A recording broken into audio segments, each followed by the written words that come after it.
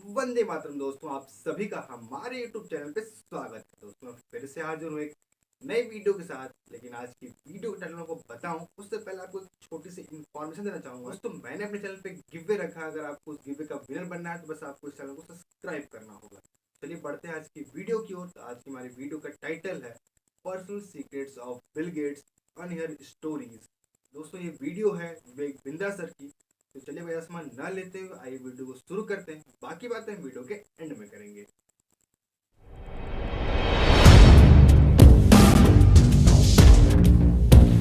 अगर आप गरीब पैदा हुए तो ये आपकी गलती नहीं है, लेकिन अगर आप गरीबी मर गए ये आप ही की गलती है।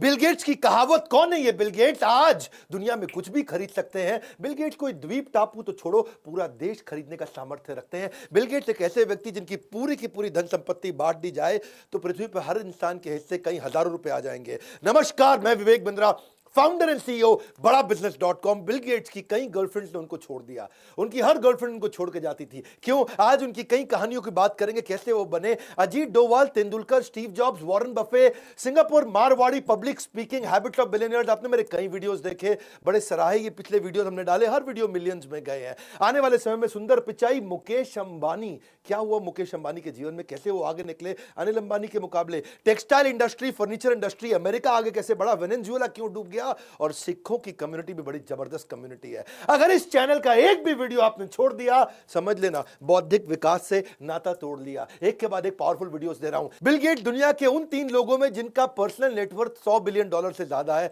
लेकिन इतना बड़ा अरबपति होने के बावजूद अपने बर्तन वो खुद धोते हैं। बचपन के अंदर उनके पास एक सेकंड हैंड होंडा गाड़ी थी, गाड़ियां कभी नहीं थी। लेकिन अभी रिसेंटली उनसे किसी ने पूछा आपके पास कितनी गाड़ियां हैं, तो काफी देर सोचते रहे, बोले एग्जैक्टली तो याद नहीं है। बिल गेट्स का इंटेलेक्चुअल लेवल इतना अच्छा है कि अपने शुरुआती दिनों में उनके पास एक इंटरव्यूअर आया और उनसे उनके इंटरव्यू में पर्सनल सवाल पूछने लगा। आपकी माँ कैसा फील करती होगी, आपके पिता कैसा फील करते होंगे। और जब उनसे ऐसे बड़े एवरेज क्वेश्चन पूछे तो उसने इतना गुस्से में, उसको तो कुछ बोले नहीं, खुद को बाथरूम में जाके बंद कर लिया। अंदर इतना इरिटेट हो गए, बाथरूम से निकले नहीं जब तक बेचारे उसने माफी नहीं मांग ली ना, उस जर्नलिस्ट ने, तब तक बाहर नहीं आए। उनको एवरेज बातें पसंद नहीं, एक्सट्रीमली अपने ऊपर टफ रहते हैं, अपने एम्प्लॉयज के ऊपर भी बहुत टफ रहते हैं। और ये कहते हैं कि स्टीव जॉब्स और मेरे में एक चीज कॉमन है कि हमें हमेशा एक्सेलेंस पसंद है, और अपने कॉलीग और एम्प्लॉयज जो हमारे केवल एक्सटेंशन है, वही केवल कॉलीग्स एम्प्लॉयज वही हमारे एक्सटेंशन होते हैं जो हमारे बिहाफ पे काम कर सकते हैं। उनसे हाई क्वालिटी स्टैंडर्ड का डिमांड करना। स्टीव जॉब्स भी ऐसे ही थे, ये भी ऐसे ही थे। बिल गेट्स हायरिंग के मामले में बड़े, उनको क्या है कि वो कोई बहुत एक्सपीरियंस्ड आदमी नहीं चाहिए। उनको 2 चीजें देखते हैं, एक उनका पैशन हो कंप्यूटर को लेके, बस कंप्यूटर पर लगा रहे, दूसरा उसको कोडिंग आनी चाहिए, ज्यादा कुछ नहीं। क्योंकि वो कहते हैं कि ज्यादा एक्सपीरियंस्ड आदमी ले लो ना तो दिक्कत है कि वो अडेप्ट करता नहीं है, और फ्रेश माइंडसेट का हो तो वो अडेप्ट कर लेता है। 2 चीजें पक्की हो, कंप्यूटर से उसको प्रेम हो और दूसरा कोडिंग उसको अच्छे से आती हो। वो कहते हैं कि आलसी आदमी ढूंढ लो, आलसी आदमी को ले आओगे तो मुश्किल काम को करने का कोई आसान तरीका ढूंढ लेगा। चाइल्डहुड से इतने जीनियस थे, 15-16 घंटे रोज पढ़ा करते थे। और मां मेरी इनसे बड़ा नाराज हो जाती थी कि बिल गेट्स, जब भाई ऐसा है बिल, बच्चे बाहर जाके खेल ले, सारे बच्चे खेलते हैं, सब फिजिकल एक्टिविटी करते हैं, तू 15-15 घंटे पढ़ता है। बिल गेट्स मानते नहीं थे, उनको पढ़ने से कुछ एडिक्शन था, इतना पढ़ते थे, इतना पढ़ते थे। एक दिन मां ने सोचा इसके कमरे की बिजली उड़ा देती हूं, और कमरे की पूरी बिजली उड़ा दी। और सोचा कि अब जब पंखा चलेगा ना लाइट चलेगा तो बेचारा सो जाएगा। लेकिन मां तो मां होती है, आधी रात को देखने आई कि बिना पंखे के बेचारा सो कैसे रहा है पसीने में, और आके देख के हैरान हो गई कि बिल गेट्स अकेला एक कोने में पसीने से तरबतर बैठा हुआ और टॉर्च लेकर के किताब पढ़ रहा है। उस दिन मां को बहुत शर्म आई, और उस दिन मां को समझ में आया कि मेरा बेटा साधारण बच्चा नहीं है, ये एक प्रोडिजी है। प्रोडिजी मतलब सुपर जीनियस, एक ऐसा बच्चा जो कि अननेचुरली बहुत ज्यादा जीनियस हो। उसके बाद से उन्होंने कभी किताब पढ़ने के लिए उनको रोका नहीं। चर्च में भी बचपन के अंदर एक कंपटीशन हुआ था जहां पे वर्ल्ड बुक एनसाइक्लोपीडिया पे कंपटीशन हुआ कि कौन पढ़ के 2000 से ज्यादा शब्द अब एक बार में अविरल लगातार बोलता जाए, धारा प्रवाह जिसको बोलते हैं। और उन्होंने फ्लॉलेसली बोला। 35 बच्चे थे, 6 से 12 साल की उम्र के, ये 8 साल के थे, लेकिन पहला जो रैंक मिला वो इन्हीं को मिला। 12 साल की उम्र में मोनोपोली गेम खेलते थे बचपन से, और कोई गेम पसंद नहीं इनको, बोर्ड गेम खेलना, मोनोपोली गेम खेलना। मैथ के कंपटीशन में कोई सवाल पूछे उससे पहले आंसर देते थे, सवाल को आधे में रोक करके आंसर देते थे। इतना तेज इनका मैथमेटिक्स के ये शुरू से बहुत एडिक्शन था इनको। कोई भी इनसे पूछता बच्चों को बताओ कि क्या सिखाएं, बच्चों को बताओ कि क्या आप एडवाइस दोगे, बोला मैथ सिखा दो। मैथ में इतना तेज थे और माँ ने इनको शुरू से प्रैक्टिस करा दी थी कि बच्चे आसपास आके खेलते थे, सारे बच्चे सोसाइटी के मोहल्ले के आसपास खेलते थे, आके उन बच्चों को बोलती थी जो जीता उसको रिवॉर्ड दूंगी, जो हारा उसको पेनल्टी दूंगी। और माँ की उस प्रैक्टिस से जीतने के चक्कर में, रिवॉर्ड लेने के चक्कर में ये और ध्यान से मोनोपोली और बोर्ड गेम्स खेलते थे। 13 साल की उम्र में इन्होंने एक कंप्यूटर गेम बना दिया, टिक टैक टो। टिक टैक टो तो आपको मालूम होगा ना, जीरो काटा है जी। बचपन, कईयों का बचपन पीछे की बेंच पे बैठ करके टीचर बोलता रहा और टिक टॉक जीरो काटा लगा लगा के खेलते रहे। आपने और मैंने भी बहुत जीरो काटा खेला। वो एक्चुअली शुरू इसी ने किया था, बिल गेट्स ही है उस जीरो काटा का जन्म देने वाला। 14 साल की उम्र में इसने बेचारे ने मना कर दिया कि मैं स्कूल जाऊंगा नहीं। माँ ने पूछा क्यों? माँ हालांकि टीचर थी। माँ को बोला माँ आप तो अच्छी टीचर हो लेकिन स्कूल में बच्चों को टीचर पढ़ाना जानती नहीं है, टीचर पढ़ा ही नहीं पाती, टीचर से ज़्यादा तो मैं जानता हूँ। माँ को बुरा लग गया क्योंकि माँ खुद टीचर थी, उसको ईगो हर्ट हो गई। माँ ने बोला नहीं नहीं ऐसा नहीं है, और पिता भी गुस्सा हो, मुंह पे फेंक के पानी मारा था बिल गेट्स की। उनकी बहन बताती है उनकी कहानी। लेकिन बिल गेट्स बाद में स्कूल गए, पर बाद में क्योंकि स्कूल जाकर के क्या करते थे, क्लास में बैठेंगे नहीं, कंप्यूटर रूम में बैठ जाते थे, कंप्यूटर लैब में वहाँ लगे रहते थे। कोडिंग इनको बहुत पसंद था, वहीं पीछे बैठ करके कंप्यूटर लैब में चुपचाप लगे रहते थे। तो मास्टर ने, हेड मास्टर ने बोल दिया अब तू कंप्यूटर क्लास में आएगा नहीं, और कंप्यूटर क्लास से बाहर निकाल दिया उसको। बोला कंप्यूटर लैब में तेरी एंट्री बैन है। तो थोड़े दिन के बाद क्या हुआ, अच्छा ये तो उदास था, पर थोड़े दिन के बाद उनके कंप्यूटर में एक वायरस आ गया, और वायरस आया तो आसपास शहर में कोई वायरस निकाल नहीं पाया। इसने बोला मैं वायरस निकाल दूंगा, लेकिन अगर तुमने मुझे, एक ही शर्त है, वापस कंप्यूटर क्लास में बैठने देना। उन्होंने बोला ठीक है। इसने कंप्यूटर का वायरस निकाल दिया और उसके बाद से फिर ये कंप्यूटर क्लास में बैठने लगे और वहाँ जा कर के आराम से कंप्यूटर लैब में शाम को बैठ जाया करते थे।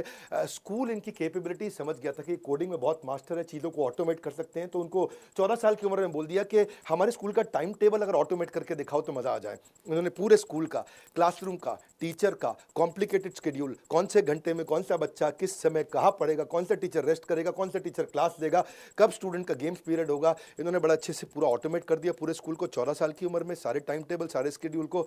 और अपना तो जुगाड़ कर लिया, अपने आसपास जो उसके बेस्ट फ्रेंड्स थे ना उनके बीच में अपनी सीटिंग अरेंजमेंट हर क्लास में कर दी। 15 साल की उम्र में सियाटल में बहुत ट्रैफिक हुआ करता था। ट्रैफो डेटा नाम का इसने सॉफ्टवेयर ऐसा बढ़िया बना दिया, कंप्यूटर प्रोग्राम तैयार कर दिया जिससे और पूरा का पूरा ट्रैफिक को ऑटोमेट कर सके और ट्रैफिक कहीं जैम लगे ही नहीं। उसके लिए सरकार ने इसको $20,000 भी दिया था। 18 साल की उम्र में मैथमेटिक्स के कारण इसके 1600 में से 1590 पूरे के पूरे राज्य के अंदर हाईएस्ट आए थे। पिता ने इनको बोला तू हार्वर्ड चला जा, दुनिया का बेस्ट कॉलेज हार्वर्ड में जाके पढ़। ये हार्वर्ड गए और थोड़े दिन के अंदर हार्वर्ड छोड़ के आ गए। हार्वर्ड से ड्रॉप आउट हो गए, पर आगे चल के हार्वर्ड ने इनको कॉम्प्लीमेंट्री अपनी तरफ से ऑनररी, जिसको बोलते हैं डॉक्टरेट डिग्री भी दी। एक्सट्रीमिस्ट नेचर के हुआ करते थे, पढ़ने बैठेंगे तो पढ़ते रहेंगे, काम करने बैठेंगे तो काम करते रहेंगे, काम ऐसा करते रहेंगे कि वहीं ऑफिस में सो जाएंगे। 21 साल की उम्र में हार्वर्ड छोड़ के इन्होंने माइक्रोसॉफ्ट शुरू करी। 31 साल की उम्र में दुनिया के सबसे यंगेस्ट अरबपति बने। 13 साल तक लगातार वर्ल्ड रिचेस्ट रहे। 1995 से 2007 तक लगातार वर्ल्ड रिचेस्ट रहे। और इनफैक्ट फोर्ब्स ने 23 दफा दुनिया के सबसे बड़े अरबपतियों की रिपोर्ट छापी और 23 में से 17 बार दुनिया के सबसे अमीर आदमी बिल गेट्स को ही बताया। इतना भयंकर फोकस, टाइटल आपने ठीक पढ़ा, इनकी हर गर्लफ्रेंड इनको छोड़ देती थी। ठीक बात है। एक्चुअली इनका बचपन का दोस्त है स्टीव बामर। ये उसको बोले स्टीव भाई, बोले हाँ बिल भाई।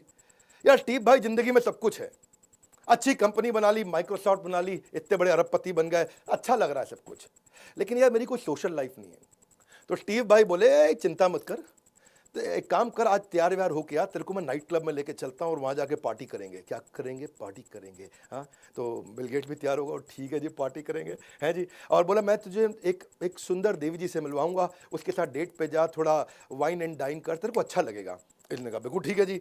ये पहुंच गए तैयार होकर के, और आज एक नई गर्लफ्रेंड बनेगी मेरी, हाँ। एक्साइटेड जाके टेबल पे बैठे, और टेबल पे बैठते ही जैसे वो लड़की बैठी उसको कुछ थोड़ा ऑफर किया खाने पीने को। सबसे पहला सवाल पूछ लिया, देवी जी आपके 10वीं में मैथमेटिक्स में कितने नंबर आए थे? उसके होश उड़ गए, है जी।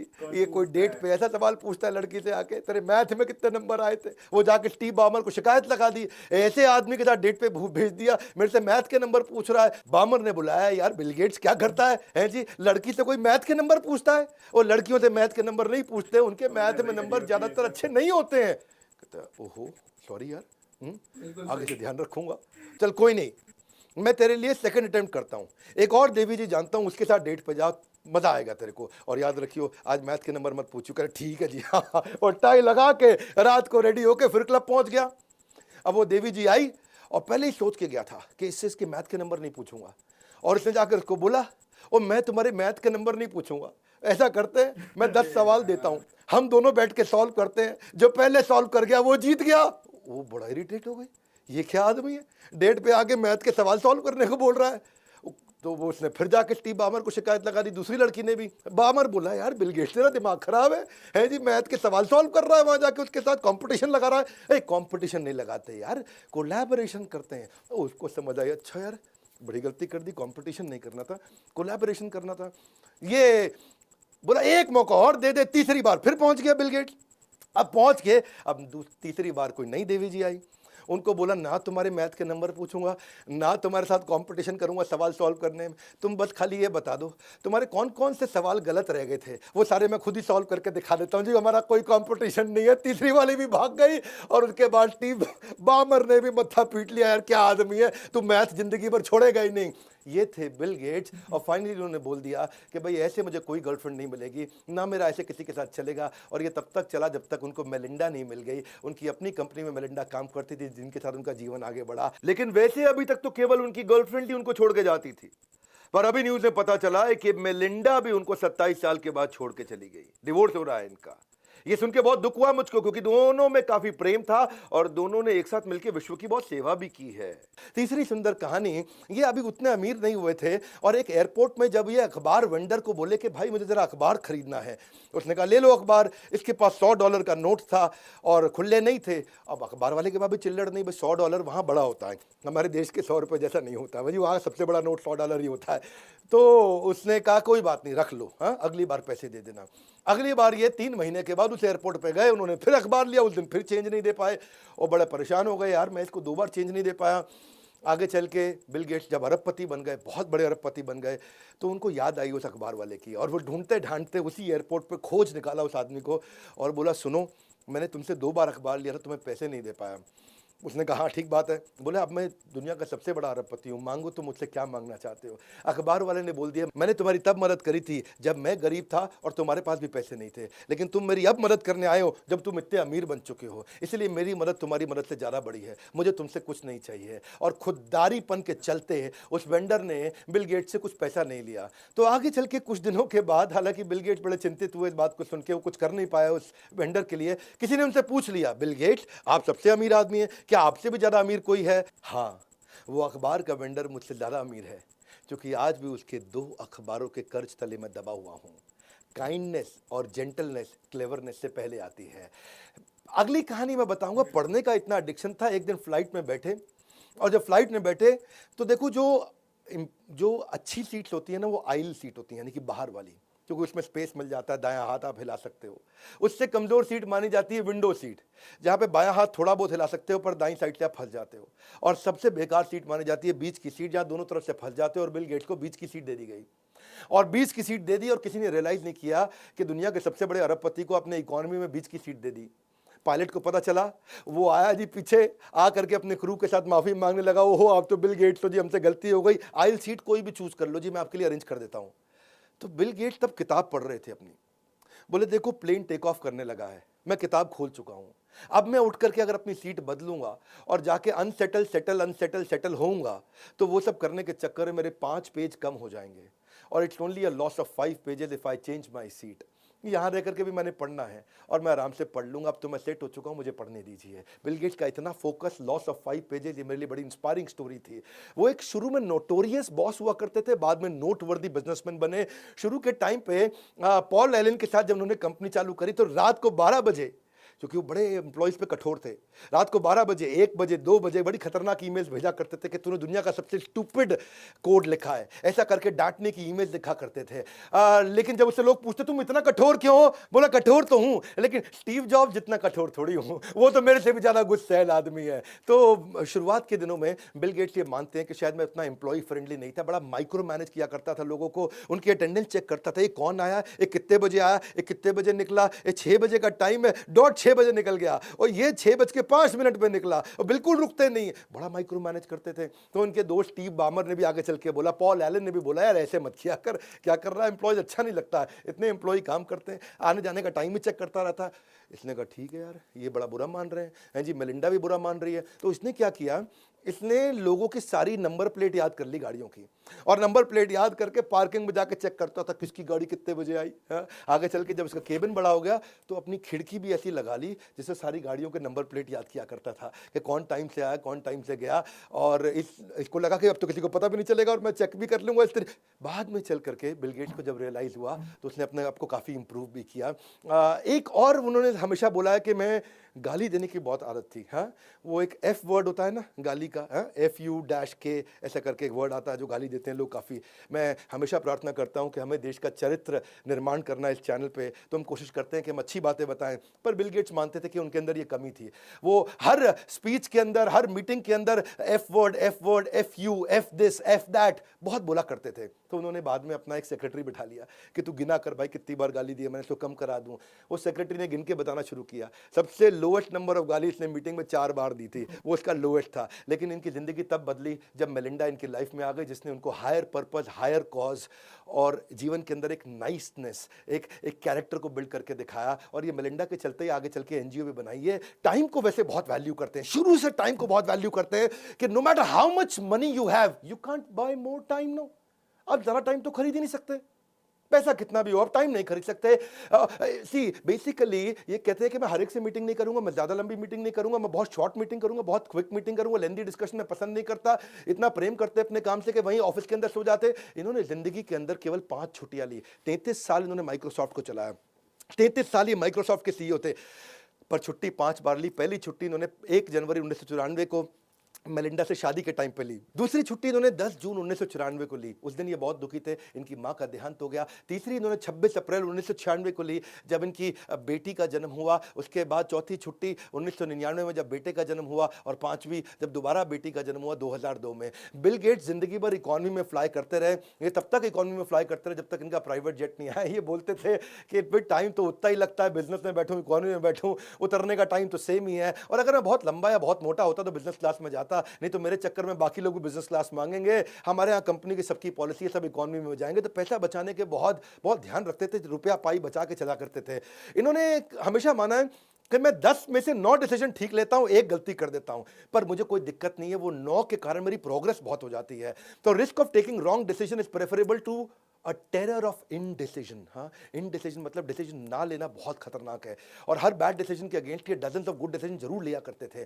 और वो अपनी गलतियों से बहुत सीखते थे, इनोवेशन पे बहुत फोकस करते थे, PR बहुत करते थे, ये इनकी ताकत थी। तो उनकी 5 गलतियां जो ये मानते हैं उनमें से एक गलती थी कि ये कंट्रोल ऑल्ट डिलीट इन्होंने बनाया कंप्यूटर को लॉक करने के लिए, जबकि लाइनेक्स में क्या था, खाली सुपर और L दबा लो तो लॉक हो जाता था, पर मैक में क्या था, एप्पल में सिंगल की था लॉक करने का। इन्होंने बोला मैंने बड़ा कंज्यूमर अनफ्रेंडली बना दिया, कंट्रोल ऑल्ट डिलीट है, दूर दूर उंगलियां दबा के करना पड़ता है। दूसरी गलती ये मानते हैं कि सैस और क्लाउड कंप्यूटिंग और प्रोजेक्ट मैनेजमेंट के जो कम्युनिकेशन के जो प्लेटफॉर्म्स थे, हमने उसको प्रायोरिटी नहीं रखा माइक्रोसॉफ्ट में, वो गूगल और अमेजॉन ने हमसे पहले बना दिया। तीसरी ये गलती मानते हैं कि हमारा जो विंडोज ऑपरेटिंग सिस्टम है वो बाकी सब जगह सारे ऑपरेटिंग सिस्टम छोटे होते जा रहे थे, मशीन छोटी हो रही थी, मोबाइल छोटे हो रहे थे, और हमारे कंप्यूटर्स के साइजेस बढ़ते चले जा रहे थे। इस चक्कर में जब तक ये मोबाइल में भी पहुंचे, ये लेट पहुंचे मोबाइल के अंदर, और मोबाइल को भी नहीं मैनेज कर पाए, क्योंकि इनके यहां सब कुछ हमेशा बल्कि रहा है। चौथी गलती ये मानते हैं कि माइक्रोसॉफ्ट भी इंटरनेट टेक्नोलॉजी में लीडर बन सकता था, लेकिन ये क्या किया इन्होंने, ये अपने ब्राउजर वर्जन ठीक करते रहे और गूगल यूजर एक्सपीरियंस ठीक करता रहा इंटरनेट टेक्नोलॉजी में। गूगल ने इंटरनेट का राजा बन गया। जो पर्सनल कंप्यूटर के मामले में दुनिया का राजा माइक्रोसॉफ्ट था, ऐसे ही इंटरनेट एक्सपीरियंस के मामले में दुनिया का राजा गूगल बन गया। और गूगल ने बहुत तेज गेम चेंज किया, माइक्रोसॉफ्ट ने उस पर ध्यान नहीं दिया, और ये ब्राउजर वर्जन ठीक करते रहे, यूजर एक्सपीरियंस पे फोकस नहीं कर पाए। पांचवी गलती ये मानते हैं कि मैं पॉलिटिकल पार्टीज के साथ रिश्ता नहीं बना पाया।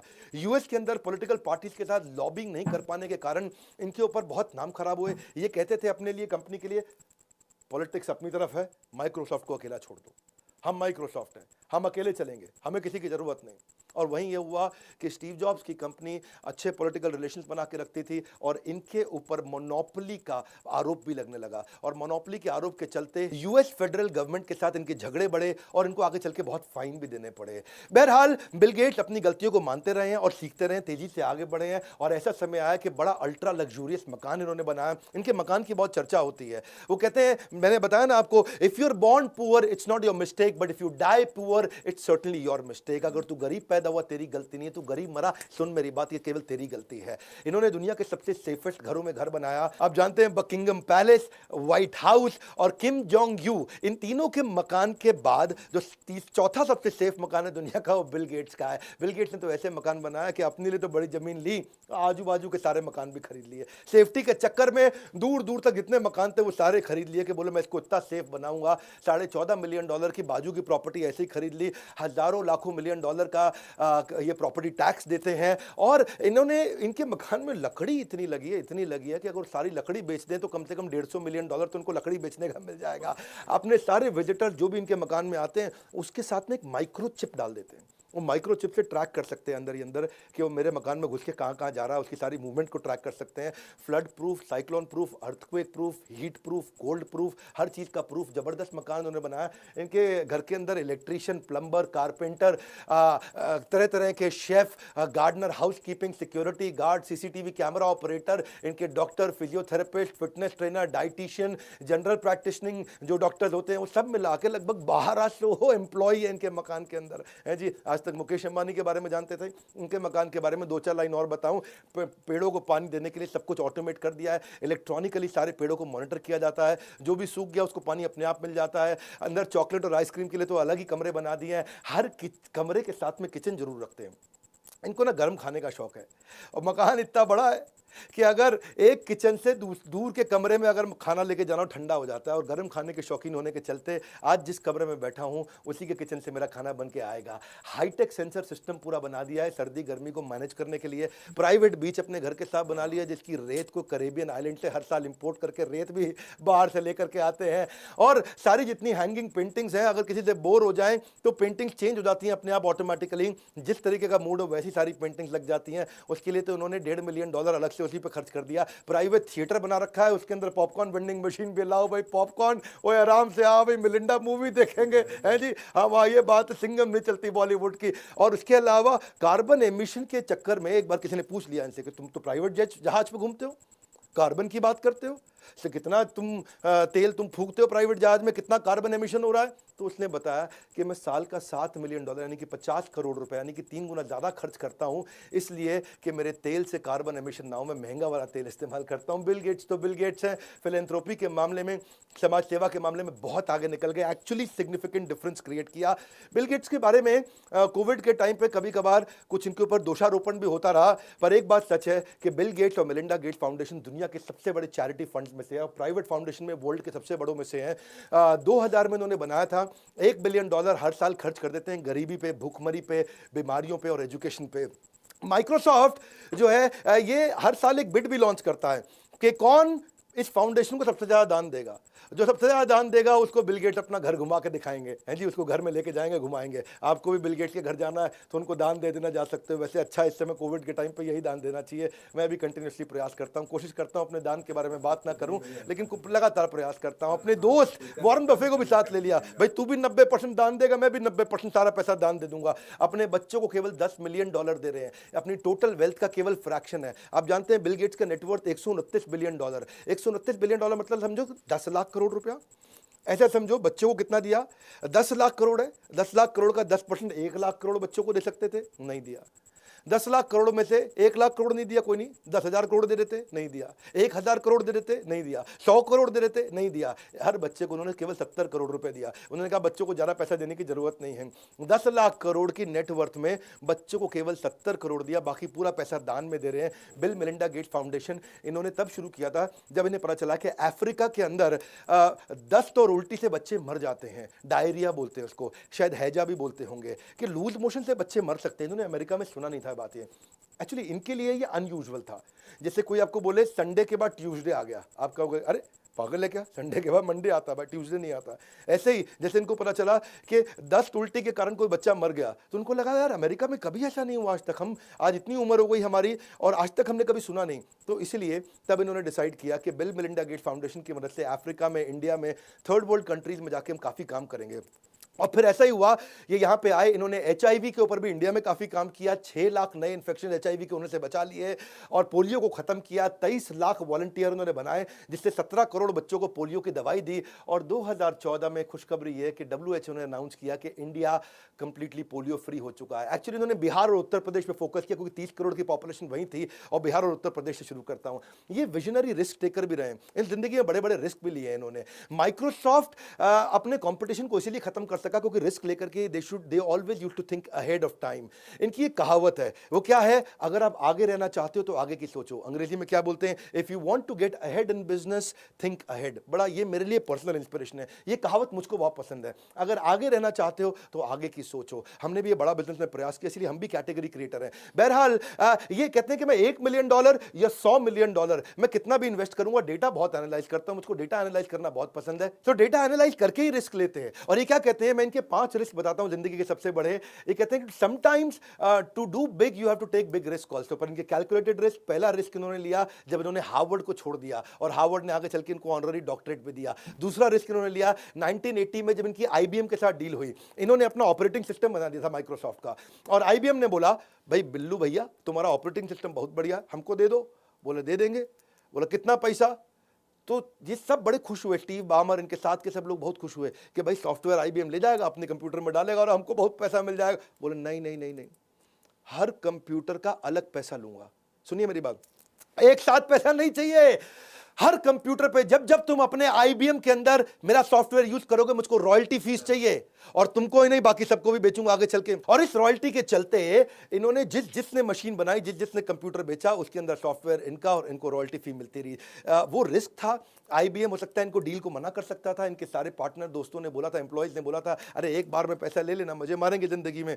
लेकिन इन्होंने एक मुश्त ना लेने की जगह रॉयल्टी का फोकस किया, तो पूरी दुनिया कैप्चर कर गए। तीसरा इनका रिस्क था कि इन्होंने, एप्पल ने जब अपना ऑपरेटिंग सिस्टम 84 में लॉन्च किया, सबने बोला तू अलग कर भैया, तेरा चलेगा नहीं, एप्पल बहुत तेज आदमी है, स्टीव जॉब्स है वहां पे।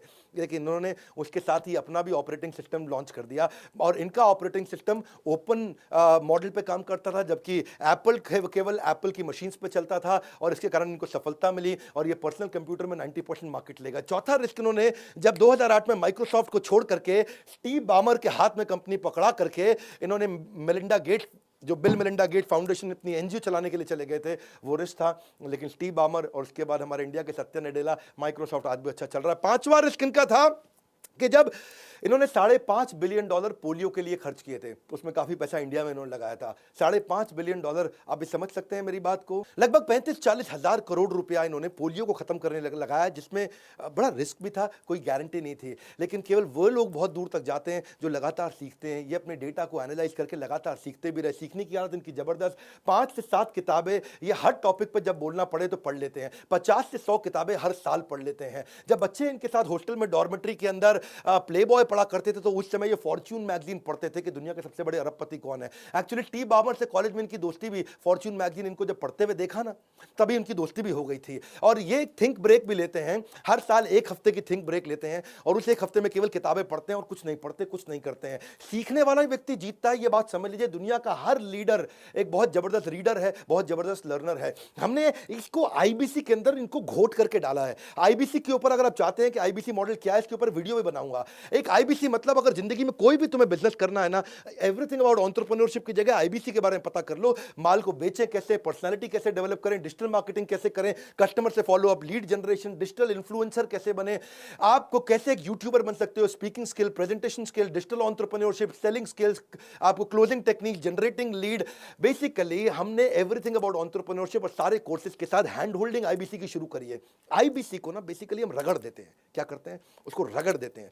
इतना ट्रेन करेंगे भैया तुमको, इतना ट्रेन करेंगे, इतना तुमको लगा करके दबा के ट्रेन करेंगे कि जब तक तुम अपना बिजनेस नहीं चालू कर दोगे, जब तक अपने बिजनेस को एस्टैब्लिश नहीं करोगे, तब तक हम तुमको ट्रेन करते रहेंगे। और इसमें कॉर्पोरेट एटिकेट के ऊपर, ईमेल एटिकेट पे, ड्रेसिंग एटिकेट पे, एलिवेटर एटिकेट, कोई भी प्रकार की एटिकेट वो सारी सिखाएंगे। हमने एक ऐसा सीएमएस लॉन्च कर दिया कि अगर आपको कोई दिक्कत आ रही है तो आपको सेम डे रेजोल्यूशन करते हैं, आपको लर्निंग इक्वल टू अर्निंग में आगे पहुंचाते हैं। 5 लाख से ज्यादा लीड अपने आईबीसी को देते हैं ताकि they can make also money.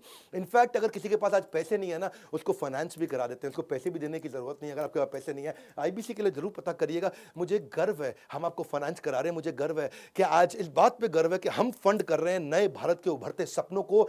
इसीलिए हम आपके भी सपनों को फंड करना चाहेंगे। आप ऑनलाइन नंबर पर पता लगाइए, रगड़ देंगे कैंपेन क्या है। इतना जबरदस्त ट्रेनिंग करते हैं, जब तक भैया तेरे को कॉलर से पकड़ लेंगे, जब तक तेरा स्टार्टअप सक्सेसफुल ना हो जाए तब तक तुझे पकड़ के रखेंगे। इसीलिए इंडिपेंडेंट बिजनेस कंसल्टेंट बनिए, बड़ा बिजनेस के साथ में बड़े गर्व के साथ बोल रहा हूं, आज हमारे आईबीसी सफल होते चले जा रहे हैं। इस वीडियो को शेयर करिएगा। बिल मेलिंडा गेट्स के बारे में आज जो मैंने बताया, इसमें कई लर्निंग के नीचे लर्निंग्स बताइए अपनी। अगला वीडियो कौन सा देखना चाहते हैं नीचे मुझसे बात करिए आकर के। अगर आप आईबीसी की पूरी जानकारी चाहते हैं तो उसके ऊपर वीडियो बना सकता हूं, नीचे मुझसे बात करते रहिए कमेंट बॉक्स में। मैं रेगुलरली आ रहा हूं, हो सकता है हर एक को रिप्लाई नहीं करता, लेकिन आगे पढ़ता हूं। लाइक करके उत्साह बढ़ाइए ना, इतने फ्री वीडियोस बनाने में बहुत मेहनत लगती है। नए आए सब्सक्राइब करिए, शेयर जरूर करिए। हमारे साथ जुड़े रहने के लिए, दुनिया के नंबर 1 एंटरप्रेन्योरियल यूट्यूब चैनल पे आने के लिए आप सबका हृदय की गहराइयों से प्रेम पूर्वक मुस्कुराहट के साथ धन्यवाद। गाइस पता है, देखिए मेरा जो वीडियो का टाइटल था वो था कि personal secret of Bill gets, ठीक है। और ये भी था कि कुछ अनहर्ड स्टोरी। जब ये वीडियो आई तो उससे पहले आप लोगों ने एक न्यूज़ सुन रखी होगी कि उनकी वाइफ मिलिंडा बिल गेट्स की, वो इनको डाइवोर्स दे रही है। तो मुझे लगा हो सकता है इस वीडियो में एक कारण पर हो कि ऐसा वो क्या कारण है जिसकी वजह से वो उनको डाइवोर्स दे रही हैं। और देखो मेरा इस वीडियो बनाने का वही कारण था, ये जानना था मुझे पर्सनली कि भाई ऐसा क्या हो गया कि 27 साल से साथ में उसके बाद वो डाइवोर्स दे रही हैं और ऐसे महान इंसान को। और दूसरा ये कुछ लोगों की रिक्वेस्ट आई थी कि वीडियो बनाने के लिए, ठीक है। तो इनकी देखिए पर्सनल चीज़ें बहुत है मालूम चली, जैसे कि बचपन में सुनता था कि बिल गेट्स पढ़ते नहीं थे बिल्कुल, ये वो थे ऐसे वैसे, ठीक है। लेकिन इस वीडियो में चला कि नहीं वो पढ़ते, बहुत ज़्यादा पढ़ते थे, ठीक है। थोड़ा टाइम कुछ लोग बोल देते थे, हम लोग ऐसे मान लेते थे, लेकिन इस वीडियो में जानने को मिला कि पढ़ते बहुत थे, वो अपनी गलतियों से सीखते थे, ठीक है। उसके बाद फिर वो इतने मतलब कि मेहनती थे कि जब काम करते तो काम ही करते थे। फिर उनके घर के बारे में थोड़ा बहुत जानने को मिला, कितना मतलब आलीशान घर है उनका, ठीक है। तो ये बहुत सी चीज़ें हमें जानने को मिली इस वीडियो में, और होप आपको ये वीडियो पसंद आई हो। अगर पसंद आई तो आप प्लीज़ लाइक कर दीजिएगा, और अगर आपको किसी अगली वीडियो पे हमारा रिएक्शन चाहिए तो आप हमें कमेंट करके बता सकते हैं। तो आज की वीडियो में इतना ही, जल्दी मिलेंगे अगली वीडियो, तब तक के लिए